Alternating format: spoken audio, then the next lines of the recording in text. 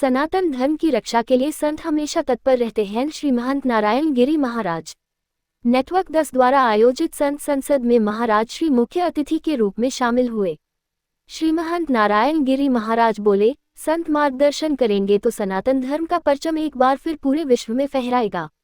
Noida network 10 द्वारा सोमवार को संत संसद का आयोजन किया गया।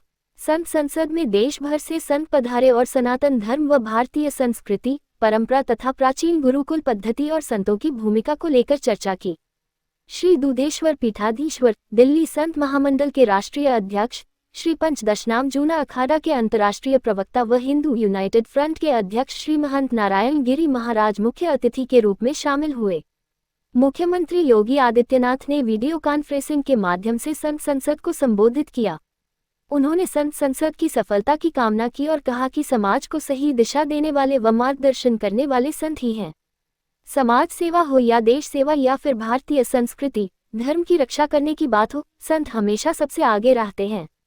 मुख्य अतिथि श्री दूधेश्वर पीठाधीश्वर, दिल्ली संत महामंडल के राष्ट्रीय अध्यक्ष, श्री पंचदशनाम जूना अखाड़ा के अंतर्राष्ट्रीय प्रवक्ता व हिंदू यूनाइटेड फ्रंट के अध्यक्ष श्री महंत नारायण गिरी महाराज ने कहा कि आज सनातन धर्म पर जिस प्रकार हमले हो रहे हैं, सनातन धर्म को अपमानित किया जा रहा है, उसे देखते हुए संत संसद का आयोजन समय की जरूरत है। जब जब धर्म की हानि हुई और अधर्म बढ़ा तब तब संत ही आगे आए और धर्म व न्याय की रक्षा की। धर्म की रक्षा के लिए संत अपने प्राणों की बाजी लगाने से भी पीछे नहीं हटते हैं। देश की आज़ादी का आंदोलन हो या अयोध्या में श्री राम जन्मभूमि पर बने भव्य मंदिर के निर्माण का आंदोलन, संत ही हमेशा सबसे आगे रहे हैं। सनातन धर्म हमेशा सत्य व न्याय की बात करता है। सनातन धर्म वसुधैव कुटुंबकम की विचारधारा को आधार मानकर समस्त विश्व को ही एक परिवार का सदस्य मानता है और सभी को एक समान मान सम्मान व आदर देता है। यही कारण है कि विश्व भर के लोग प्राचीन समय से ही सनातन धर्म की ओर आकर्षित होते आए हैं और उसे अपनाते आए हैं। ये कुछ धर्म विरोधी लोगों को सहन नहीं हो पा रहा है। हताशा में वे सनातन धर्म को निशाना बना रहे हैं और उसका अपमान कर रहे हैं। वे ये भूल गए हैं कि सदा से है और सदा रहेगा, जिसे कोई मिटा नहीं सकता है, वह सनातन धर्म है। हर युग में सनातन धर्म पर हमले होते आए मगर कोई भी उसे मिटा नहीं सका, क्योंकि जिस धर्म की रक्षा के लिए संत खड़े हों और जो भगवान का ही स्वरूप हो, उसे कौन मिटा सकता है। आज एक बार समय आ गया है कि संत एकजुट होकर सनातन धर्म की रक्षा के लिए आगे आएं। संत मार्गदर्शन करेंगे तो सनातन धर्म का परचम पूरे विश्व में फहराने से कोई नहीं रोक सकेगा। ऐसे लोग जो हमें बांटना चाहते हैं, उनके लिए नेटवर्क 10 द्वारा आयोजित संत संसद बहुत बड़ा जवाब है। ये संत संसद सभी हिंदुओं को एकजुट करेगी और पूरे विश्व में ये संदेश जाएगा कि हम सभी हिंदू एक हैं और ना हमें कोई बांट सकता है और ना ही काट सकता है। Because in the world there are so many people who do not know that we exist, we care, and they are sometimes confused that what are you trying to do? Are you trying to propagate something or are you trying to hide something? We don't have anything to hide. We have to be everywhere and we have to be in everybody and we have to talk to everybody and bring everybody together. The moment Sanatana Dharma goes from here, secularism also gone. There is no secularism now in Bangladesh as we speak. There was, we have to understand the truth very clearly. Then only we will know where we stand. And while we are talking, we have never been taught about the great masters of our time. There are only two types of people who have been great in the whole world. One are the types of people who wanted nothing from earth, the great masters. Then the other side are the people who gave themselves to earth. Only these two types of great people, and both existed in Bharat, but nobody knows them. Nobody taught about them. Nobody speaks about them now. But now people are slowly waking up to this grand tradition that doesn't show, because we are not united.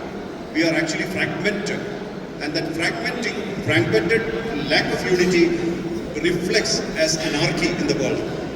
जी ये अच्छा, फिर जब ऐसा होता है मोहन जी, तो क्योंकि मैं इसलिए हिंदी में आपसे बात कर रहा हूँ कि बहुत ज़रूरी है, हमारे हिंदी दर्शक हैं और वो बहुत कुछ जानना चाहते हैं। और आज की स्थिति में अगर देखें तो जब ये कहा जाता है कि एक शब्द है, एक नारा समझ लीजिए उसे, कि बटेंगे तो कटेंगे, तो वास्तव में जब ऐसा दिखता है तभी तो कहा जाता है, तो उससे लेकर आपत्ति नहीं होनी चाहिए किसी को। Absolutely. I'll answer in English. you know, first and foremost, we should not be apologetic.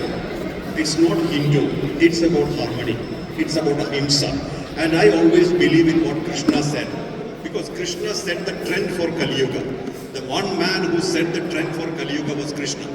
He said, those who practice adharma, those who practice adharma, those who support those who practice adharma, and those who keep quiet when adharma is happening are all adharmis. He told this to Bhishma. So this is exactly what we should remember. If we keep quiet today, we are adharmis. We are supporting adharma. We must wake up now. This is a wake-up call. Bangladesh is really, it is not in our courtyard. It is in our courtyard. It is definitely our issue. जी नहीं बिल्कुल, और ये बहुत जरूरी है कि आज इस संसद में सब विषयों पर चर्चा होनी चाहिए और सब विषयों पर उद्गण सेवितम कपीत जम्बो फलचार भूषणम मास्कम शोक विनाशकारिकम नमामि विघ्नेश्वर सर्वपाद पंकजम।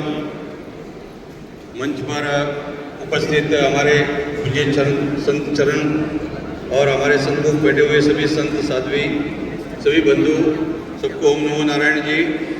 विशेष रूप से मैं संजय गिरी जी और उनका जो है नेटवर्क 10 ये सभी जितने भी लोग हैं उनके सभी लोगों को बहुत बहुत बधाई और शुभकामना देता हूं कि इन्होंने जो है भारत में विशेष रूप से धर्म संसद तो बहुत होगी है, बहुत बार हुआ धर्म संसद, परंतु इन्होंने संत संसद ये बहुत बड़ी बात है। इन्होंने जो है संतों को विशेष रूप से संतों के माध्यम से, और देखिए कि आज पूरा भारत में आपने थोड़ा पहले देखा कि जब हमारे देश का कोई भी प्रधानमंत्री किसी भी मुस्लिम राष्ट्र में जाता था तो वहाँ पर उनको कुरान या ईसाई देश में गया तो बाइबल वगैरह भेंट करते थे। और आज जब हमारे देश के प्रधानमंत्री, लोकप्रिय प्रधानमंत्री नरेंद्र मोदी गए तो उनको कुवैत के राष्ट्राध्यक्ष ने जो है उर्दू में या मतलब मान लीजिए अरबी में लिखा हुआ रामायण भेंट किया। ये है सनातन की जय, हिंदू राष्ट्र की जय।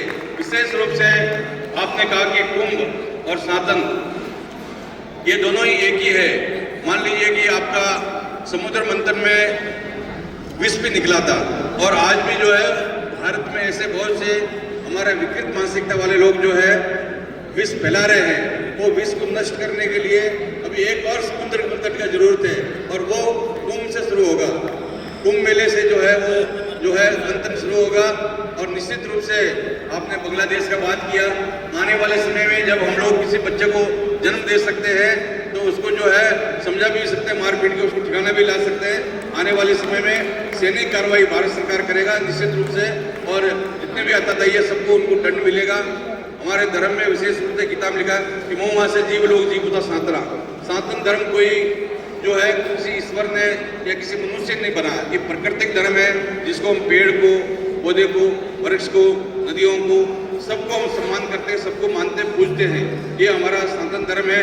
देखिए कि हमारा योगी जी जैसे मुख्यमंत्री है, विशेष रूप से जब उनके दादा गुरु जी दिग्विजय नाथ जी ने 1949 में जो भगवान जहाँ प्रकट हुए वहाँ पर भव्य दिव्य मंदिर जो है उनके द्वारा जो है वेदनाथ जी ने आंदोलन किया। उनके उस समय में कोई भी आदमी व्यक्ति जो है अध्यक्ष बनने के तत्पर नहीं थे रामजनी मुक्ति आंदोलन के समय में, तब उन्होंने वो जिम्मेदारी लिया। और अभी योगी जी आने के बाद में कितना दिव्य और भव्य मंदिर वहाँ बना। मोदी जी का और देवी जी उनको योगी जी का पूर्ण प्रयास है। अब ये कुंभ मेला जो है, कुंभ में अभी हमारे बहुत साधु संत जो है अभी से ही वहाँ पर बसने शुरू हो गया है। मान लीजिए कि महाराज योगी जी कितने बार आए। 13 दिसंबर को वहाँ पर जब हमारे मोदी जी और योगी जी गए, आपको बताता हूँ कि बहुत वर्षों से जो किला है, किले के अंदर में सरस्वती कूप कैद था। वो कैद था एक तरह से गुप्त रूप से, लोग बोलते थे कि वो गुप्त रूप में है, सरस्वती कूप है, परंतु किसी को जानकारी नहीं था कि सरस्वती कहाँ से निकलता है। तो ये अभी जो है वहाँ पर जो है कॉरिडोर बनाया गया और वहाँ ऐसी व्यवस्था किया गया कि लाखों करोड़ों लोग जाएंगे। वहाँ पर जो है वहाँ पर एक पंप लगा दिया गया है कि वो सरस्वती कूप का जल आएगा। जो भी मेले में जाने वाले हैं, कुंभ मेले में जाने वाले सरस्वती कूप का जल ग्रहण करेंगे, उनको पिएंगे। और जो कभी भी क्षय नहीं हो सकता, अक्षय वट का भी जो है दर्शन करेंगे, वो भी कॉरिडोर बन गया। हनुमान जी महाराज का दर्शन करेंगे। और आज तक जो है हम लोग त्रिवेणी संगम बोलते थे, त्रिवेणी दर्शन बोलते थे, पर सरस्वती जो गुप्त रूप से थे वो कहीं पता नहीं था।